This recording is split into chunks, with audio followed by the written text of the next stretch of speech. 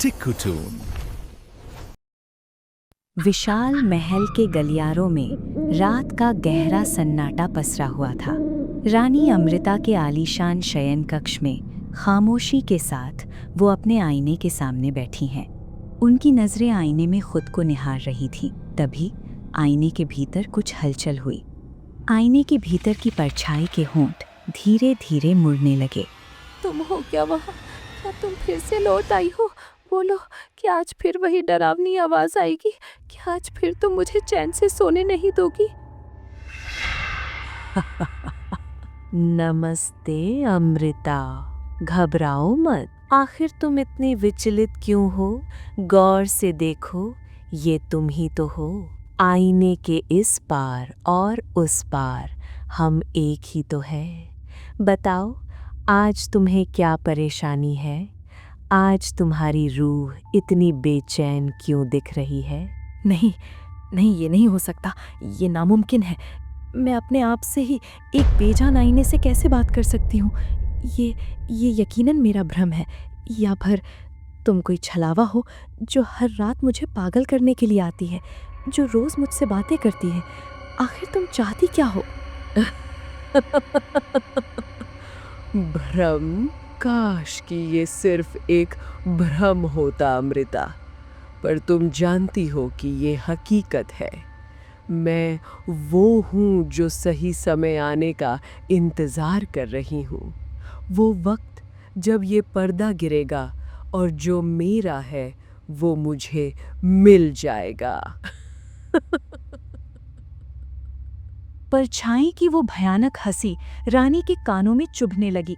अचानक आईने की सतह से एक काली और घनी धुंध निकलनी शुरू हुई। वो धुंध देखते ही देखते रानी के पूरे कमरे और फिर धीरे धीरे पूरे महल के गलियारों में किसी सांप की तरह फैलने लगी।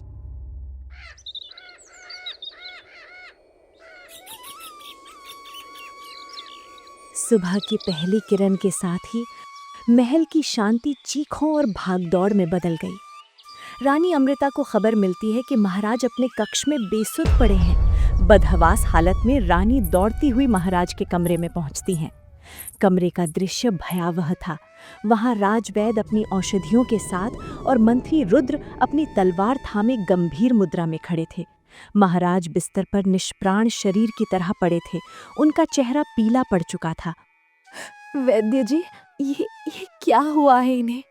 कल रात तक तो सब ठीक था, हम साथ थे, उन्होंने भोजन किया, हंसकर बात की, फिर अचानक सुबह ये अवस्था कैसे हो गई? क्या हुआ है इन्हें? महारानी जी, मैं स्वयं असमंजस में हूँ। मैंने इनकी पूरी जांच की है, पर ना शरीर पर कोई घाव है, ना ही इनके खून में किसी जहर का अंश मिला है। ऐसा लग रहा है जैसे रातों रात किसी ने इनकी आत्मा को ही सोख लिया हो। महाराज का शरीर तो यहाँ है, पर उनकी चेतना कहीं बहुत दूर चली गई है। ये कोई साधारण बीमारी नहीं है महारानी, ये यकीनन कोई बहुत गहरा काला साया है। काला साया? वैद्य जी, आप होश में तो हैं? इस महल की दीवारें इतनी ऊंची हैं कि परिंदा भी पर नहीं मार सकता। कौन है वो गद्दार जो महल की सुरक्षा तोड़कर अंदर घुसा? महारानी जी, क्या आपने रात को कुछ अजीब देखा था? क्या आपको किसी के आने की आहट मिली थी? क्षमा करें मंत्री जी, पर विज्ञान यहाँ मौन है। महाराज की नब्ज इतनी कमजोर है कि लग रहा है जैसे उनकी जीवन शक्ति किसी ने खींच ली हो। न जहर, न चोट, बस एक खालीपन। ये कोई तांत्रिक प्रभाव ही हो सकता है। तांत्रिक? कौन सा दुश्मन महल की हद पार कर यहाँ तक आ पहुंचा? मैं अभी इसी वक्त सारे सैनिकों को पूरी रियासत और महल के चप्पे चप्पे की तलाशी लेने का आदेश देता हूँ। किसी भी संदिग्ध को जिंदा नहीं छोड़ा जाएगा। सेनापति रुद्र की कड़क आवाज रानी के कानों में पड़ रही थी, लेकिन उनकी नजरें बार बार कमरे के कोने में रखे एक पुराने आईने की तरफ जा रही थीं। उन्हें कल रात की वो काली धुंध और परछाई की वो जहरीली मुस्कान याद आ रही थी। रानी जी, आप खामोश क्यों हैं? क्या आपने रात को कुछ भी सुना था? नहीं रुद्र जी, मैंने कुछ नहीं देखा। मैं तो गहरी नींद में थी। बस एक सपना आया था, एक बहुत ही अजीब और डरावना सपना, और कुछ नहीं, बस एक बुरा सपना था। रानी अमृता ने बात तो टाल दी, लेकिन उनके मन में खलबली मची हुई थी। वो समझ चुकी थी कि ये किसी दुश्मन या तांत्रिक का काम नहीं है। ये उसी आईने के भीतर छिपी उस परछाई का खेल है जिससे वो रोज बात करती थी। महाराज के कक्ष से निकलने के बाद रानी अमृता सीधा अपने शयन कक्ष में आईं और भारी हाथों से दरवाजा बंद कर दिया। रानी आईने के बिल्कुल सामने खड़ी हो गईं। उनका दिल इतनी जोर से धड़क रहा था कि उन्हें अपनी छाती में उसकी गूंज सुनाई दे रही थी। बताओ, मुझे सच सच बताओ, ये सब क्या हो रहा है? राजा की ये हालत, क्या ये तुम्हारी वजह से है? तुमने उनके साथ क्या किया है? अचानक आईने की सतह पर एक अजीब सी चमक उभरी। अमृता, इतनी घबराहट क्यों? तुम्हें डर क्यों लग रहा है? आखिर तुम तो मेरी अपनी हो। जो कुछ राजा के साथ हो रहा है वो तो बस एक शुरुआत है, एक छोटी सी झलक। राजा की ये बीमारी दरअसल तुम्हारे लिए मेरा एक तोहफा है। क्या तुम्हें अभी तक एहसास नहीं हुआ कि मैं कौन हूँ? नहीं, तुम सिर्फ मेरी एक परछाई हो। तुम झूठ बोल रही हो। तुम मेरी हमदर्द होने का नाटक कर रही हो, पर तुम एक शैतान हो। आखिर तुम चाहती क्या हो? उस बेकसूर राजा के साथ तुमने ऐसा क्यों किया? उन्होंने तुम्हारा क्या बिगाड़ा था? अगर तुम्हें कुछ चाहिए था तो मुझसे मांगती। उन्हें इस तरह मौत के करीब क्यों ले जा रही हो? अमृता, मासूम मत बनो। तुम्हारी ये मासूमियत ही तुम्हारी सबसे बड़ी कमजोरी है। मदद, हाँ, मैं मदद ही तो कर रही हूँ, खुद की। अब वक्त बदल चुका है अमृता। ये राजा, ये आलीशान महल, ये राजसी ठाट बाट, ये सब अब मेरा होगा। बहुत जल्द मैं इस कांच की कैद से बाहर होंगी और राजा को शमशान पहुंचा दूंगी। नहीं, तुम मेरे होते हुए मेरे राजा को छू भी नहीं सकती। मैं अभी तुम्हें तोड़ दूंगी। ये इच्छा भी पूरी कर लो। मैं राजा को तो किसी भी हाल में ले जाऊंगी, तो तुम फिर से उन्हीं धूल भरी सड़कों पर पहुंच जाओगी जहां से तुम आई थी। मैं रानी बनूंगी। परछाई की बातें सुनकर रानी अमृता के पैरों तले जमीन खिसक गईं। उन्हें समझ आ गया कि जिस आईने को वो अपनी सुरक्षा समझ रही थीं, वो दरअसल उनकी बर्बादी का द्वार था। पूरे सुनहरा राज्य में राजा की खबर जंगल की आग की तरह फैल चुकी थी। प्रजा महल के बाहर इकट्ठी हो रही थी और हर तरफ हड़कंप मचा था। राजा को कोई भयानक श्राप लगा है। ये सब इस महल के भीतर के पापों का फल है। नहीं, ये श्राप नहीं, ये तो रानी की वजह से हुआ है। जब से वो आई हैं, महल में अंधेरा बढ़ने लगा है। रानी ने ही कुछ किया है। अफवाहों का बाजार गर्म था। इधर महल के भीतर मंत्री रुद्र ने अपनी निजी जांच शुरू कर दी थी। अगली सुबह जब सूरज निकला तो अपने साथ एक नया रहस्य लेकर आया। सुबह सुबह महल के मुख्य द्वार पर शोर मच गया। एक भटकती हुई रहस्यमयी ज्योतिषी, जिसका नाम माया था, वहां आ पहुंची थी। वो साधारण ज्योतिषी नहीं लग रही थी। उसकी आंखों में एक अजीब सी चमक और चेहरे पर गहरा रहस्य था। महारानी जी, क्षमा करें, पर द्वार पर एक विचित्र बूढ़ी अम्मा आई हैं। वे आपसे मिलने की जिद कर रही हैं। पर क्यों? इस समय जब महाराज की ऐसी हालत है, मैं किसी से नहीं मिल सकती। उन्हें क्या चाहिए? उन्हें दान दक्षिणा देकर विदा करो। महारानी जी, हमने कोशिश की पर वे टस से मस नहीं हो रही। वे बार बार बस आपका ही नाम ले रही हैं और कह रही हैं कि वे केवल आपसे मिलकर ही जाएंगी। वे किसी भी कीमत पर जाने का नाम नहीं ले रही। सिर्फ मुझसे मिलना चाहती हैं इस वक्त? रानी के मन में एक जिज्ञासा जागी। उन्हें लगा कि शायद ये कोई संकेत हो सकता है। क्या ये औरत महाराज की हालत के बारे में कुछ जानती है या फिर इसका संबंध उस आईने से है? ठीक है, उन्हें सम्मान के साथ अतिथि कक्ष में लाओ। मैं खुद उनसे मिलने आ रही हूँ। रानी अमृता भारी कदमों से अतिथि कक्ष की ओर बढ़ी। उनके मन में ढेरों सवाल थे। महारानी, सितारों की चाल और वक्त की आहट बहुत कुछ कह जाती है। मैंने कल रात सपने में देखा, आपका ये विशाल महल, ये ऊंची दीवारें, सब एक खौफनाक खतरे के साए में है। एक आईना, वो आईना जो आपके कक्ष में है, वो महज कांच का टुकड़ा नहीं है, बल्कि एक जाल है, एक ऐसा माया जाल जो रूहों को कैद करता है। आप ये सब कैसे जानती हैं? इस आईने के बारे में मैंने आज तक किसी को कुछ नहीं बताया, यहाँ तक कि राजा भी इस राज से अनजान है। बताइए, मैं क्या करूँ? राजा की हालत पल पल बिगड़ रही है, उनका शरीर ठंडा पड़ता जा रहा है। क्या आप उन्हें ठीक कर सकती हैं? महारानी, राजा की जान उस आईने के भीतर कैद होती जा रही है। अगर वक्त रहते उस साये को नहीं रोका गया तो राजा कभी वापस नहीं लौटेंगे। लेकिन याद रखिए, जादू का सामना करने के लिए पहले अपनी खुद की सच्चाई का सामना करना पड़ता है। आईना केवल वही नहीं दिखाता जो हम देखना चाहते हैं, वो भी दिखाता है जो हमने गहरे दफन कर दिया है। सच्चाई का सामना? आपका मतलब क्या? क्या आप वाकई तैयार हैं उस अंधेरे को देखने के लिए जो आपने खुद पाला है? अगर हाँ, तो सबसे पहले मुझे वो आईना दिखाइए। मुझे उसकी आंखों में झांक कर देखना होगा कि वो किस तरह की ताकत से जुड़ा है। लेकिन सावधान, एक बार जब हम उस आईने के सामने खड़े होंगे तो पीछे हटने का कोई रास्ता नहीं बचेगा। क्या आप इसके लिए तैयार हैं? रानी अमृता ने एक गहरी सांस ली।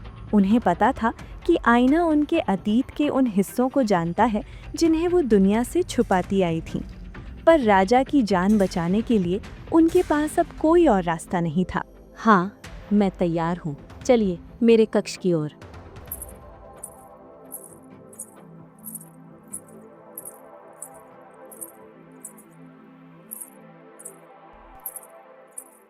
माया ने अपनी झोली से एक प्राचीन भभूति निकाली और मंत्र बुदबुदाते हुए उसे आईने पर छिड़क दिया। भभूति के आईने से टकराते ही आईने की सतह पर लहरें उठी और वो परछाई गुस्से में कांपने लगी। कौन हो तुम बुढ़िया? तुम्हारी हिम्मत कैसे हुई मुझ पर हाथ उठाने की? अमृता, इसे यहाँ से भगाओ। ये तुम्हारी दुश्मन है, ये तुम्हें भटका रही है, तुम्हें मुझसे दूर करना चाहती है। इसे बाहर निकालो। दुश्मन नहीं, मैं तुम्हारी दुश्मन नहीं हूँ। शायद तुम मुझे भूल गई हो, पर मैं तुम्हें कैसे भूल सकती हूँ? मैं इस आईने की रचयिता हूँ। मैंने ही इसे अपने हाथों से रचा था। अमृता, गौर से देखो इस परछाई को। ये कोई छलावा नहीं है, ये तुम्हारी अपनी बहन छाया है, जिसने तुम पर नजर रखने के लिए अपने आप को इस दर्पण में कैद किया है। बहन? छाया? नहीं, ये कैसे मुमकिन है? पिता की मौत के बाद वो तो हम सबको छोड़कर एक अजनबी के साथ शादी करके भाग गई थी। वो अब यहाँ इस आईने में कैसे हो सकती है? और वो अब यहाँ क्या करने आई है? जादू हर उस चीज को मुमकिन बना देता है जिसकी तुम कल्पना भी नहीं कर सकती। अब फैसला तुम्हारे हाथ में है अमृता। या तो इस आईने को तोड़ दो और इस खेल को खत्म करो, लेकिन सावधान रहना, छाया की मुक्ति का मतलब राजा का अंत भी हो सकता है। ये आईना एक की जान के बदले दूसरे की रिहाई मांगता है। रानी अमृता स्तब्ध रह गईं। छाया, उनकी छोटी बहन, जो बचपन में हमेशा उनकी परछाई बनकर उनके पीछे पीछे चलती थी। वे साथ खेलते थे, साथ बड़े हुए थे, पर क्या उस प्यार के पीछे जलन छिपी थी? आखिर क्यों? लेकिन छाया ऐसा क्यों करेगी? आखिर वो तो मेरी सगी बहन है। वो राजा को नुकसान क्यों पहुंचाएगी? तुम यकीनन मुझसे झूठ बोल रही हो। तुम हमें लड़ाना चाहती हो। अपने दिमाग पर जोर डालो अमृता। याद करो वो दिन। छाया हमेशा से राजकुमारी बनने का सपना देखती थी। उसे राजपाट और इस ऐश्वर्य से मोह था। जैसे ही उसे पता चला कि तुम्हारी शादी इस विशाल राज्य के राजा से होने वाली है, उसी रात छाया गायब हो गई थी। याद करो वो आखिरी रात। क्या वाकई वो भाग गई थी? लेकिन तुम्हें ये सब कैसे पता? तुम हमारे परिवार के बारे में इतना सब कैसे जानती हो? आखिर तुम कौन हो? वक्त आने पर सब पता चल जाएगा अमृता। अभी सवाल ये नहीं है कि मैं कौन हूँ। सवाल ये है कि तुम अपनी बहन की नफरत और अपने पति की जान के बीच किसे चुनोगी? माया और रानी के बीच अतीत की परतें खुल ही रही थी कि तभी मंत्री को भी किसी गुप्तचर ने खबर दे दी थी कि एक रहस्यमयी जादूगरनी रानी से एकांत में मिल रही है। मंत्री भागते हुए रानी के कक्ष में पहुंचे और जैसे ही वो अंदर दाखिल हुए तभी वो जादूगरनी एक झटके के साथ गायब हो गई। रानी सा, कहाँ गई वो औरत? मैंने अपनी आंखों से अभी किसी को देखा था। वो कहाँ गायब हो गई? और यहाँ कमरे में ये अजीब सी गंध कैसी है? रानी अमृता बेजान मूर्ति की तरह आईने के सामने खड़ी थी। उनका दिमाग छाया, आईना और राजा की गिरती सेहत के बीच उलझा हुआ था। महारानी जी, मैं आपसे कुछ पूछ रहा हूँ। इस संकट की घड़ी में आप एक अजनबी औरत से एकांत में क्या बातें कर रही थीं? क्या वो महाराज की इस हालत के बारे में कुछ जानती है या फिर वो किसी साजिश का हिस्सा है? आप चुप क्यों हैं? जवाब दीजिए। रानी एक शब्द भी नहीं बोलती। आपकी ये खामोशी मुझे डरा रही है रानी साहब। पूरे राज्य में आपके खिलाफ बातें हो रही हैं और आप यहाँ जादू टोना करने वालों से मिल रही हैं। अगर आपने कुछ नहीं बताया तो मुझे मजबूरन कड़े कदम उठाने पड़ेंगे। रानी ने एक शब्द भी नहीं कहा। उन्हें पता था कि अगर उन्होंने सत्य दर्पण या अपनी बहन छाया के बारे में कुछ भी बताया तो कोई उन पर विश्वास नहीं करेगा, बल्कि उन्हें ही इस सब का जिम्मेदार ठहराया जाएगा। रानी की चुप्पी से तिलमिलाए मंत्री रुद्र वहां से सीधे महाराज के कक्ष की ओर भागे। महाराज अभी भी बेसुध पड़े थे। उनके चेहरे की चमक पूरी तरह खत्म हो चुकी थी। महाराज, महल में कुछ बहुत ही अजीब और खतरनाक घट रहा है। रानी सा किसी मायावी शक्ति के संपर्क में है। मुझे डर है कि आपकी जान को खतरा किसी बाहरी दुश्मन से नहीं, बल्कि इसी महल के भीतर छिपे रहस्यों से है। रानी सा कुछ छुपा रही हैं। महाराज, अब और चुप रहना राज्य के लिए घातक होगा। रानी सा का व्यवहार सामान्य नहीं है। अभी अभी उनके कक्ष में एक रहस्यमयी जादूगरनी आई थी और देखते ही देखते हवा में ओझल हो गईं।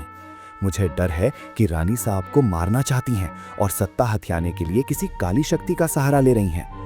राज्य के हित में यही होगा कि मैं उन्हें तुरंत गिरफ्तार कर लूं और पूछताछ करूं। रुद्र, नहीं अमृता, वो ऐसा कभी नहीं कर सकती। वो मेरी जान है, मेरा प्रेम है। उसे कुछ मत कहना, उसे चोट मत पहुंचाना। लेकिन तुम्हारी बात पूरी तरह गलत भी नहीं है। मुझे भी कुछ अजीब लग रहा है।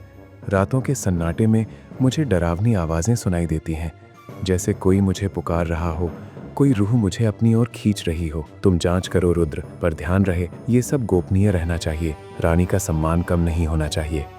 राजा ने तो जांच का आदेश दिया था, लेकिन मंत्री रुद्र के मन में कुछ और ही चल रहा था। उसने राजा की कमजोरी का फायदा उठाते हुए उनके आदेश को पूरी तरह पलट दिया।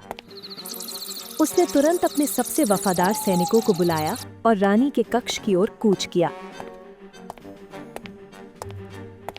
सैनिकों ने बिना किसी पूर्व सूचना के रानी के कक्ष में प्रवेश किया और उन्हें चारों ओर से घेर लिया। ये क्या बदतमीजी है? तुम लोग ये क्या कर रहे हो? मुझे इस तरह क्यों घेरा जा रहा है? पीछे हटो, मैं इस राज्य की महारानी हूँ। तुम लोग मुझ पर हाथ डालने की जुर्रत भी कैसे कर सकते हो? क्षमा करें महारानी सा, महाराज की सुरक्षा को खतरा देखते हुए आपको तुरंत गिरफ्तार कर काल कोठरी में डालने का हुक्म मिला है। रानी अमृता चिल्लाती रहीं, विरोध करती रहीं, लेकिन सैनिकों ने उनकी एक न सुनी और उन्हें एक काल कोठरी में डाल दिया। उन्होंने देखा कि वहां पहले से ही राजगुरु कैद हैं। राजगुरु, आप यहाँ? ये कैसे संभव है? आपने तो कुछ नहीं किया था। आप तो महाराज की सबसे विश्वास पात्र थे। आपको इस हाल में किसने पहुँचाया? पुत्री, ये सब एक बहुत बड़ी साजिश का हिस्सा है। जिसे हम सुरक्षा समझ रहे थे वही काल बन चुका है। ये सब तुम्हारी बहन छाया की चाल है। वही इस पूरे खेल की सूत्रधार है। पर राजगुरु, आपको क्यों कैद किया गया? आप तो महाराज को ठीक करने का प्रयास कर रहे थे। आपने तो जड़ी बूटियों और पूजा पाठ का सहारा लिया था ताकि वो उस साए से मुक्त हो सके। वही तो मेरी सबसे बड़ी गलती थी पुत्री। जैसे ही मैंने महाराज को ठीक करने के लिए उन तांत्रिक शक्तियों का तोड़ ढूंढना शुरू किया, मंत्री रुद्र ने मुझे अपने रास्ते का कांटा समझ लिया। उसे डर था कि कहीं मैं सच तक ना पहुंच जाऊं, इसीलिए उसने जबरदस्ती मुझे इस काल कोठरी में डलवा दिया ताकि वो अपना खेल बेखौफ खेल सके। सच? कैसा सच राजगुरु? आखिर मंत्री का इन सब से क्या लेना देना? वह सच जिसे सुनकर तुम्हारे पैरों तले जमीन खिसक जाएगी। अमृता, तुम्हारी बहन जिस लड़के के साथ घर छोड़कर भागी थी, वह कोई और नहीं बल्कि यही मंत्री रुद्र था। वह दोनों शुरू से ही साथ थे। क्या छाया और रुद्र पति पत्नी है? हाँ, वो हमेशा से तुमसे जलती रही। वो हमेशा से रानी बनकर इस सिंहासन पर बैठना चाहती थी, पर जब राजा का विवाह तुमसे हुआ तो उसकी नफरत और बढ़ गई। उसने तुमसे बदला लेने के लिए एक ऐसा रास्ता चुना जो मौत की ओर जाता है। उसने उस व्यक्ति से हाथ मिलाया जो राजा से नफरत करता था और सिंहासन हथियाना चाहता था। रुद्र को सत्ता चाहिए थी और छाया को तुम्हारी बर्बादी। तब से ये खौफनाक खेल शुरू हुआ। वो आईना, वो काला साया, सब उसी की देन है। राजगुरु, तो क्या अब हम कुछ नहीं कर सकते? महाराज वहाँ अकेले हैं, उनकी जान हर पल खतरे में है। रुद्र उनके करीब है और छाया उस आईने के जरिए उनकी आत्मा को सोख रही है। क्या कोई रास्ता नहीं है? राजगुरु, समय बहुत कम है। राजा के शरीर की ऊष्मा धीरे धीरे खत्म हो रही है। मुझे बताइए, मैं उस छाया को उस आईने और महाराज के जीवन से कैसे बाहर निकालूं? मैं उसकी हर शर्त मानने को तैयार हूँ। पुत्री, छाया ने अपनी रूह को आईने के कांच में नफरत के जादू से जकड़ लिया है। उसे बाहर खींचने का केवल एक ही मार्ग है। उसे उस समय की याद दिलानी होगी जब वो एक इंसान थी, ना कि एक परछाई। तुम्हें अपने उस पुराने पुश्तैनी घर जाना होगा जहां तुम दोनों का बचपन बीता था। वो पुराना घर? पर राजगुरु, वो तो बरसों से वीरान पड़ी है। वहां जाने से क्या होगा? वहां तुम्हें छाया की कोई अति प्रिय वस्तु ढूंढनी होगी। उसका कोई वस्त्र, कोई गहना या उसका कोई खिलौना जिससे उसका गहरा लगाव हो। चूंकि तुम दोनों सगी बहनें हो, तुम्हारा रक्त उस वस्तु पर पड़ते ही एक शक्तिशाली खिंचाव पैदा करेगा। वो जादू छाया को आईने की कैद से बाहर खींच लाएगा। लेकिन सावधान अमृता, जैसे ही वो बाहर आएगी, उसकी नफरत और उसकी शक्तियां विनाशकारी होंगी। वो तुम्हें मारने में एक पल की भी देरी नहीं करेगी। मैं जाने को तैयार हूँ, लेकिन मैं यहाँ कैद हूँ। इन दीवारों से बाहर कैसे निकलूंगी? रानी की बात पूरी भी नहीं हुई थी कि काल कोठरी के अंधेरे कोने में एक धुंधली सी चमक उभरी। वही रहस्यमयी ज्योतिषी माया दीवार के आर पार से किसी साए की तरह प्रकट हुई। रास्ते बंद हो तो नए रास्ते बनाने पड़ते हैं रानी। माया, तुम यहाँ? आखिर तुम मेरी मदद क्यों कर रही हो? तुम कौन हो और छाया को खत्म करने में तुम्हारा क्या स्वार्थ है? मुझे सच बताओ। सच्चाई का फल अभी पका नहीं है अमृता। अभी सिर्फ इतना जान लो कि छाया का अंत ही इस साम्राज्य की मुक्ति है। मैं तुम्हें अपनी जादुई शक्ति से उस पुरानी हवेली तक पहुंचा सकती हूँ, पर वहाँ तुम्हें अकेले ही जाना होगा। माया ने अपना हाथ हवा में लहराया और एक मध्यम रोशनी रानी के चारों ओर घूमने लगी। उसने रानी को एक प्राचीन मंत्र सिखाया। जैसे ही तुम्हें वो वस्तु मिल जाए, उसे कलेजे से लगाकर अपने राजमहल के कक्ष का ध्यान करना और ये मंत्र दोहराना। तुम पलक झपकते ही आईने के सामने पहुंच जाओगी। जाओ अमृता, भोर होने से पहले तुम्हें ये कार्य पूरा करना होगा। एक पल में सब कुछ धुंधला हुआ और अगले ही पल अमृता अपने पुराने घर के सामने खड़ी थी। वो घर अब एक खंडहर बन चुका था। चारों ओर सन्नाटा था और केवल सूखी पत्तियों के सरसराने की आवाज आ रही थी। अमृता भारी कदमों से छाया के पुराने कमरे की ओर बढ़ी। कमरे का दरवाजा चरमराते हुए खुला। वहाँ सब कुछ धूल से ढका था। अचानक अमृता की नज़र जमीन पर पड़ी एक पुरानी मिट्टी की गुड़िया पर गई। ये वही गुड़िया थी जिसे बचपन में छाया अपनी जान से ज्यादा चाहती थी। छाया, क्या तुम्हें याद है इस गुड़िया के लिए हम कितना लड़ते थे? आज यही तुम्हें इस अंधेरे से बाहर लाएगी। अमृता ने गुड़िया उठाई और वो मंत्र पढ़ा और सीधा अपने कक्ष में पहुंच गई। अमृता ने आंखें खोली तो वो अपने राजमहल के उसी डरावने कक्ष में थी। सामने वही आईना था जिसमें छाया की परछाई अब और भी विकराल और भयानक दिख रही थी। रानी अमृता जैसे ही पुरानी हवेली से वापस अपने कक्ष में पहुंची, उन्होंने अपनी उंगली काटकर रक्त की बूंदें उस पुरानी गुड़िया पर गिरा दी। रक्त स्पर्श होते ही पूरे महल की नींव हिल गई और एक रूह कंपा देने वाली चीख गूंजी। नहीं, वो चीज यहाँ क्यों लाई? उसे मुझसे दूर रखो। अमृता, तुम अपनी मौत को दावत दे रही हो। तेरी कैद का वक्त खत्म हुआ छाया, अब तुझे अपने पापों का हिसाब देना होगा। अमृता, तुमने ये क्या किया? तुमने मुझे उस अतीत से क्यों पुकारा जिसे मैं दफन कर चुकी थी? अब तेरी तबाही को कोई नहीं रोक सकता। अचानक कमरे में जादूगरनी माया प्रकट हुई। वक्त आ गया है अमृता। छाया अब आईने की कैद में छटपटा रही है। वो बाहर आना चाहती है, पर कांच की दीवारें उसे रोक रही हैं। मुझे अपना अंतिम मंत्र पढ़ना ही होगा। माया ने अपने हाथ हवा में लहराए, नीली रोशनी का एक भयानक बवंडर उठा और आईने की सतह पानी की तरह पिघलने लगी। अगले ही पल आईने के भीतर से छाया बाहर निकली, पर इस बार वो कोई साधारण राजकुमारी नहीं थी। वो पाताल की गहराइयां से निकली एक चुड़ैल बन चुकी थी, जिसका पूरा अस्तित्व काली शक्तियों के धुएं से ढका था। आजाद, मैं आजाद हूँ। अमृता, अब तेरा और तेरे राजा का अंत निश्चित है। रुद्र मेरा है और ये सल्तनत भी। अब यहाँ सिर्फ मेरा राज चलेगा।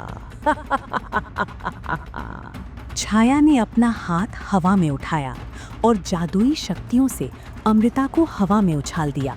वो अदृश्य हाथों से अमृता का गला घोटने लगी। अमृता की सांसें टूटने लगी और उसका चेहरा नीला पड़ने लगा। छाया, रुक जा, अपनी सगी बहन को छोड़ दे। छाया ने कुछ नहीं सुना। माया समझ गई कि छाया की काली शक्तियों का स्रोत उस आईने के भीतर छिपा माया जाल है। छाया को हराने का अब एक ही रास्ता था, स्वयं की बलि देना। अमृता, राजा को संभालो। मैं इस खेल को हमेशा के लिए खत्म कर रही हूँ। माया ने एक अंतिम आत्मघाती मंत्र पढ़ा और अपनी आत्मा को उस आईने के भीतर झोंक दिया। जैसे ही वो आईने में प्रविष्ट हुई, उसने वहां छिपी काली शक्तियों के केंद्र को नष्ट कर दिया। आईने से छाया का संपर्क टूट गया और उसकी जादुई ताकतें भाप बनकर उड़ गईं। छाया निर्जीव होकर जमीन पर गिर पड़ी। उधर जैसे ही छाया की शक्ति क्षीण हुई, राजवैद्य ने तुरंत राजा का उपचार किया। महाराज की चेतना लौट आई। वो सैनिकों के साथ कक्ष में दाखिल हुए और गद्दार मंत्री रुद्र और शक्तिहीन हो चुकी छाया को कैद करने का आदेश दिया। सब कुछ शांत हो गया था। राजा सुरक्षित थे और दुश्मन हार चुके थे, पर वो आईना अब भी धधक रहा था। उसके भीतर माया की धुंधली सी आकृति कैद थी। माया, तुम वापस आ जाओ। छाया की शक्तियों का अंत हो चुका है। अब तुम्हें वहां रहने की जरूरत नहीं है। बाहर आओ। नहीं बेटा, मेरा साथ यहीं तक था। अब वापस आना नामुमकिन है। काली शक्तियों के केंद्र को नष्ट करने के बदले मैंने खुद को इस कैद में गिरवी रख दिया है। तुमने मेरे लिए इतना बड़ा बलिदान क्यों दिया? आखिर तुम हो कौन? बताओ माया, तुम्हारा परिवार कहाँ है? मैं उनका ख्याल रखूंगी। बेटा, मेरा परिवार तो अभी अभी तहस नहस हुआ है। मेरी एक बेटी अभी काल कोठरी में जाएगी और दूसरी मेरे बिल्कुल सामने खड़ी रो रही है। ये आप क्या कह रही हैं? क्या आप? हाँ अमृता, मैं ही तुम्हारी वो अभागन माँ हूँ जो तुम दोनों को बचपन में वो प्यार न दे सकी जिसकी तुम हकदार थीं। अपनी शक्तियों के पीछे भागते हुए मैंने तुम दोनों को खो दिया था, पर आज तुम्हें बचाकर मैंने अपना प्रायश्चित पूरा किया। नहीं माँ, मैं आपको बाहर निकाल लूंगी। मैं इस आईने को तोड़ दूंगी। नहीं बेटा, अगर ये टूटा तो छाया की रूह फिर से आजाद हो जाएगी। इसे काले कपड़े में बांधो और गहरे समंदर की गहराइयों में फेंक दो, ताकि ये मायाजाल और ये नफरत का किस्सा हमेशा के लिए दफन हो जाए। खुश रहो मेरी बच्ची। माया की आकृति धीरे धीरे धुंधली होकर गायब हो गई। रानी अमृता माँ माँ पुकारती रह गई, पर वहाँ सिर्फ एक बेजान कांच बचा था। रानी ने भारी मन से उस आईने को ढक दिया। सुनहरा राज्य में आज जीत की खुशी तो थी, पर एक बेटी के दिल में अपनी माँ को पाकर खो देने का गम हमेशा के लिए रह गया। तो दोस्तों, कैसी लगी आपको हमारी कहानी? कमेंट सेक्शन में जरूर बताएं और किस तरह की कहानी आप पसंद करते हैं ये बताना ना भूलें। चैनल को सब्सक्राइब नहीं किया है तो कर लें। हम मिलेंगे एक नई कहानी के साथ। तब तक के लिए नमस्कार।